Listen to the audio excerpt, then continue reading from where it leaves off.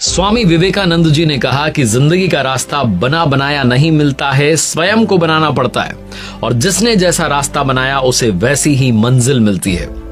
स्वामी विवेकानंद जी ने सिर्फ बातें कही नहीं बल्कि उन पर चलकर दिखाया। यंगस्टर्स को आइडियोलॉजी नहीं दी बल्कि उनके लिए अपॉर्चुनिटीज के दरवाजे खुलवाए।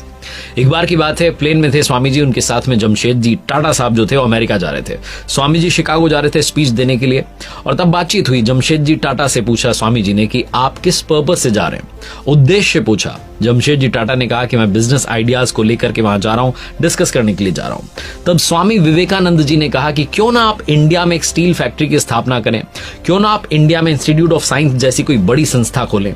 और जब वापस आए जमशेद जी टाटा तो जमशेद जी टाटा साहब ने इंडियन इंस्टीट्यूट ऑफ साइंस की स्थापना की।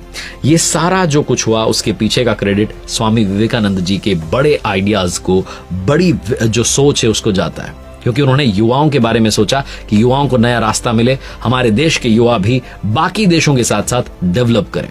स्वामी विवेकानंद जी जो कि युवाओं के लिए आदर्श हैं, जो कि हर उम्र के व्यक्ति के लिए आदर्श हैं, जो जीवन जीने की राह दिखाते हैं। उनका जन्म 1863 में हुआ 12 जनवरी को कोलकाता में। उनके पिताजी का नाम विश्वनाथ दत्त जी था, माताजी का नाम भुवनेश्वरी देवी जी था।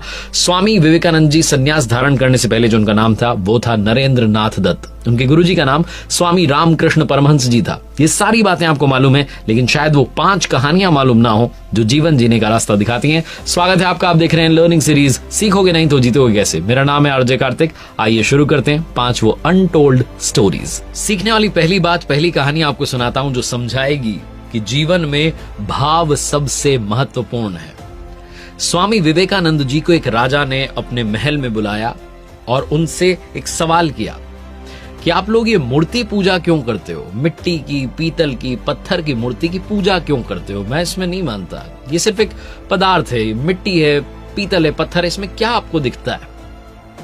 वो जो राजा साहब बैठे थे उनके सिंहासन के पीछे एक व्यक्ति की तस्वीर लगी हुई थी। स्वामी जी की नजर उस पर पड़ी और उन्होंने पूछा कि ये तस्वीर किसकी है? राजा ने बड़े गर्व से कहा कि मेरे पिताजी की है। तो स्वामी जी ने कहा कि वो तस्वीर उतरवाइए, आपके हाथ में लीजिए। राजा ने सेवक को बुलाया, तस्वीर उतारी गई, राजा के हाथ में आई। स्वामी जी ने कहा अब इस पर थूकिए।